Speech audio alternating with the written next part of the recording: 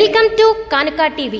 జూబ్లీహిల్స్ నియోజకవర్గం వెంగళరావు నగర్ డివిజన్లో జవహర్ నగర్లోని బూత్ కమిటీ సమావేశం ఏర్పాటు చేసిన సికింద్రాబాద్ మాజీ ఎంపీ అజయ్ కుమార్ యాదవ్ వారు మాట్లాడుతూ కాంగ్రెస్ ప్రభుత్వం ప్రజలకు ఎన్నో సంక్షేమ పథకాలు మరియు అభివృద్ధి పనులు చేసిందని, ప్రజలంతా జరగబోయే ఉప ఎన్నికల్లో భారీ మెజారిటీతో ఓటు వేసి గెలిపించాలని కోరారు. ప్రతి ఒక్కరూ సైనికులలాగా పనిచేయాలని తెలిపారు. ఈ కార్యక్రమంలో మనోజ్, బోండా, రామ్ చరణ్, ఇతర కాంగ్రెస్ నాయకులు, కార్యకర్తలు పాల్గొన్నారు. మనము 10 సంవత్సరాల తర్వాత ఓడిపోయాక కూడా ఆపోజిషన్లో ఉన్నా కూడా ఎల్లప్పుడూ ప్రజలలోనే ఉన్నాడు. ఎన్ని రోజులైనా కూడా ఏ లీడర్లైనా కూడా ఇలాంటి లీడర్లు మనకు దొరకడం చాలా తక్కువ.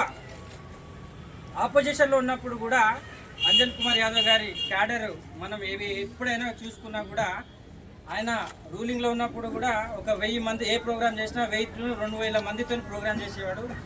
ఆపోజిషన్లో ఉన్నా కూడా 1000-2000 మంది జనాలు ఎక్కడ తగ్గలేదు, క్యాడర్ ఎక్కడ తగ్గలేదు.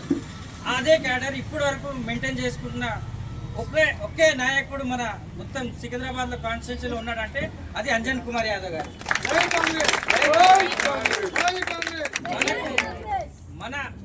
మన జూబ్లీ హిల్స్కి ప్రత్యేకంగా మన అంజన్ కుమార్ యాదవ్ గారు ఏమేమి చేశారు అంటే, మీరు ఒక్కసారి రహమత్ నగర్కి వెళ్తే కనుక మీరు హైటెన్షన్ వైర్లు మనం చూస్తున్నాం. ఈ హైటెన్షన్ వైర్ కనిపిస్తుందా పైన?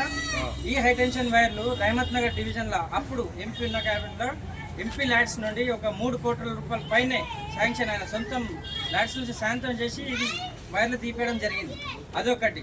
అలాంటివి మన జవహర్ నగర్లో కృష్ణకాంత్ పార్క్ బ్యాక్ సైడ్లో నాలాది ఒక బ్రిడ్జ్